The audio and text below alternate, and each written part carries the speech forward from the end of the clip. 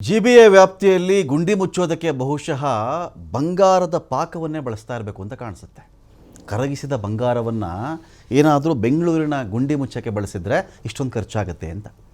ಗುಂಡಿ ಮುಚ್ಚಕ್ಕೆ ಇಷ್ಟೊಂದು ಖರ್ಚು ಮಾಡ್ತಾ ಇದ್ದಾರೆ ಹೇಗೆ ನೋಡಿ. 6 ತಿಂಗಳಲ್ಲಿ ಬರೋಬ್ಬರಿ 33.85 ಕೋಟಿ ರೂಪಾಯಿ ಖರ್ಚು ಮಾಡಿರೋದು ಜಿಬಿಎ. 41,150 ಗುಂಡಿಗಳ ಪೈಕಿ 39,887 ಗುಂಡಿಗಳನ್ನು ಮುಚ್ಚಿರುವುದಾಗಿ ಮಾಹಿತಿ ಬಂದಿದೆ. ವಿಧಾನಸಭೆ ಉತ್ತರದಿಂದ ದುಬಾರಿ ಕಾಮಗಾರಿ ಬಯಲಾಗಿರೋದಿಲ್ಲಿ. ಸಾರ್ವಜನಿಕ ಹಣ ದುರ್ಬಳಕೆ ಆಗ್ತಾ ಇದೆಯಾ ಇಲ್ಲಿ, ತನಿಖೆಗೆ ಒತ್ತಾಯ ಕೇಳಿ ಬಂದಿದೆ. ಇಲ್ಲಿ ತನಿಖೆ ಆಗಬೇಕಿದ್ರ ಬಗ್ಗೆ ಅಂತ. ಜಿಬಿಎ ವಿರುದ್ಧ ಭ್ರಷ್ಟಾಚಾರದ ಗಂಭೀರ ಆರೋಪ ಕೇಳಿ ಬಂದಿರೋದಿಲ್ಲಿ. ಒಂದು ಗುಂಡಿ ಮುಚ್ಚಕ್ಕೆ ಎಷ್ಟು ಖರ್ಚು ಮಾಡಿರಬಹುದು? ಒಂದೇ ಒಂದು ಗುಂಡಿಗೆ ನೋಡಿ, ಚಾಮರಾಜಪೇಟೆಯಲ್ಲಿ ಒಂದು ಗುಂಡಿ ಮುಚ್ಚಕ್ಕೆ 1 ಲಕ್ಷ ರೂಪಾಯಿ ಖರ್ಚು ಮಾಡಿದ್ದಾರಂತೆ.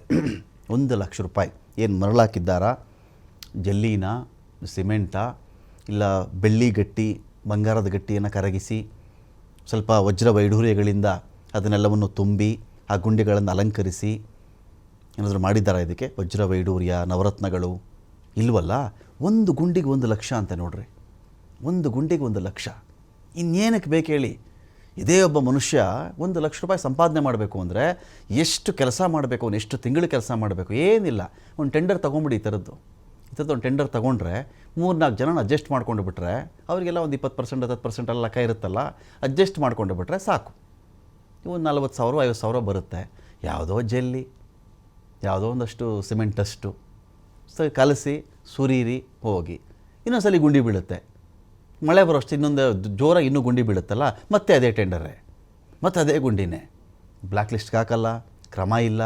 ಚಾಮರಾಜಪೇಟೆ ಒಂದು ಗುಂಡಿ ಮುಚ್ಚಕ್ಕೆ 1 ಲಕ್ಷ ಅಂತಲ್ರಿ.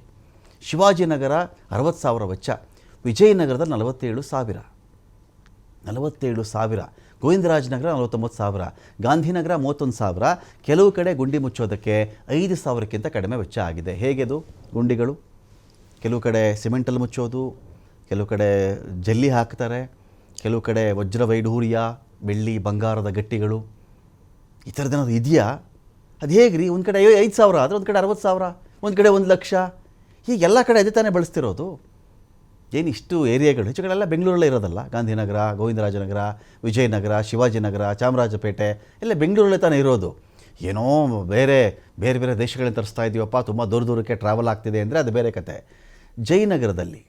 ಜಯನಗರದಲ್ಲಿ ಯಾವುದೇ ರೂಪಾಯಿ ಖರ್ಚು ಮಾಡದೆ ಗುಂಡಿ ಮುಚ್ಚಿದ್ದಾರೆ ಅಂತ ವರದಿ. ನಗರದಲ್ಲಿರುವ ಒಟ್ಟು ಗುಂಡಿಗಳ ಸಂಖ್ಯೆ 41,150. ಈವರೆಗೂ ಮುಚ್ಚಿರೋದು 39,000 ಚಿಲ್ಲರೆ. ಬಾಕಿ ಇರೋ ಗುಂಡಿಗಳ ಸಂಖ್ಯೆ 1,263. ಚಾಮರಾಜಪೇಟೆ ಅತ್ಯಂತ ದುಬಾರಿ. ಒಟ್ಟು ಗುಂಡಿ 150, ಮುಚ್ಚಿದ ಗುಂಡಿ 140.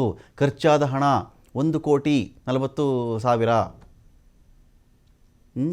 ಹೇಗಿದು? 1,40,00,000 ಹೇಗೆ ಸಾಧ್ಯ ರೀ? 140 ಗುಂಡಿ ಮುಚ್ಚಕ್ಕೆ ಇಷ್ಟೊಂದು ಖರ್ಚಾಗ್ಬಿಡುತ್ತಾ ನಿಮಗೆ? 1 ಲಕ್ಷ. ಒಂದು ಗುಂಡಿಗೆ ಸರಾಸರಿ 1 ಲಕ್ಷ ರೂಪಾಯಿ ಖರ್ಚು ಮಾಡಿರೋದು. ಶಿವಾಜಿನಗರ 250 ಗುಂಡಿ, 232 ಮುಚ್ಚಿರೋದು. ಇಲ್ಲೂ 1,40,00,000, ಸರಾಸರಿ 60,344 ರೂಪಾಯಿ. ಗೋವಿಂದರಾಜನಗರ 374 ಗುಂಡಿ, 366 ಮುಚ್ಚಿರೋದು, 1,80,00,000 ಇಲ್ಲಿ. ವಿಜಯನಗರ 403 ಮುಚ್ಚಿರೋ ಗುಂಡಿ 382, 1,80,00,000 ಇಲ್ಲಿ. ಸರಾಸರಿ 47,120 ಒಂದೇ ಒಂದು ಗುಂಡಿಗೆ. ಅಂದರೆ ಇವೆಲ್ಲ ನೋಡ್ತಾ ಹೋದರೆ ಭ್ರಷ್ಟಾಚಾರದ ಕೂಪ ಇವೆಲ್ಲವೂ ಕೂಡ. ಎಷ್ಟು ರೀ? 1 kg ಸಿಮೆಂಟ್ ಹಾಕ್ತಾರಾ ಒಂದು ಗುಂಡಿಗೆ? 2 kg ಸಿಮೆಂಟ್ ಹಾಕ್ಬಿಡ್ತಾರಾ? ಇಲ್ಲ ಟಾರ್ ಬಳಸ್ಬಿಡ್ತಾರಾ? ಜಲ್ಲಿನ, ಮರಳ, ಸ್ಯಾಂಡಾ, ಸ್ಯಾಂಡಾ ಏನೇನು ಬಳಸ್ಬಿಡ್ತಾರೆ ಹೇಳ್ರಿ ನೋಡೋಣ.